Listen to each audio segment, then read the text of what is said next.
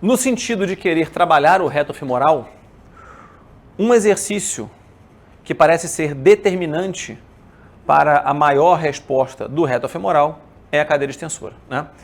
Esse trabalho aqui foi publicado em 1996 e foi um dos primeiros trabalhos a avaliar a hipertrofia heterogênea de um quadríceps com a realização da cadeira extensora, né? Então, nesse trabalho aqui, os voluntários realizaram 6 meses de treinamento somente realizando a cadeira extensora. E o que foi observado nesse trabalho? Os vastos, vasto medial, vasto lateral e vasto intermédio, apresentaram uma hipertrofia de mais ou menos ali 19, 17, 18%. Enquanto que o reto femoral apresentou uma hipertrofia muito mais pronunciada, em torno ali de 27, 28% em média, tá? Esse resultado já foi corroborado por vários outros estudos mais recentes, que mostram então que quando eu faço uma cadeira extensora, o reto femoral ele hipertrofia muito mais do que os vastos, especialmente na região mais distal do reto femoral.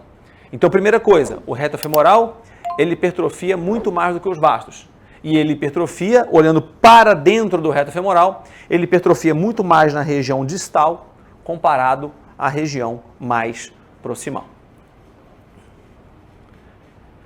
Uma das perguntas que nós nos fazíamos há bastante tempo, e agora temos um trabalho que está na condição de pré-print, mas logo muito em breve será publicado, é esse trabalho aqui, onde os pesquisadores compararam a cadeira extensora em condições tradicionais do banco, em formato de cadeira, ou seja, 90 graus de flexão de quadril, cadeira extensora tradicional, com uma cadeira extensora numa condição mais deitado, ou seja, com o quadril em 40 graus aqui, ou seja, diminuindo esse ângulo de flexão de quadril. O que acontece, ou o que motivou os pesquisadores a fazer essa análise? Quando eu saio dessa posição aqui, dessa condição, e venho para essa, se eu estou ficando um pouco mais deitado, eu estou diminuindo esse ângulo de flexão e então eu estou aumentando o comprimento do meu reto femoral. E então meu reto femoral realizaria a mesma flexo-extensão de joelho numa excursão muscular, num intervalo de comprimento maior. Será que isso resultaria em maior hipertrofia? Então, após 10 semanas de treinamento, o que foi observado foi o seguinte: para o reto femoral, o grupo que fez a cadeira tradicional teve uma hipertrofia de reto femoral de 10,9% na região mais distal e 4,6% na região mais proximal, ou seja, corroborando todos os trabalhos que já vinham anteriormente. Maior hipertrofia na região distal comparada à região proximal. Só que o grupo que fez a cadeira extensora com o quadril em 40 graus, ou seja, um pouco mais deitado o encosto, teve uma hipertrofia aumentada tanto na região distal quanto na região proximal. Na região distal, o que era 10,9, passou para 15,8. E na região proximal, o que era 4,6, passou para 12,4.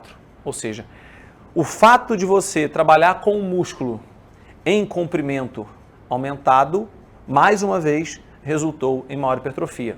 Na região distal, um aumento de aproximadamente 50% e na região proximal, um aumento maior do que 100%.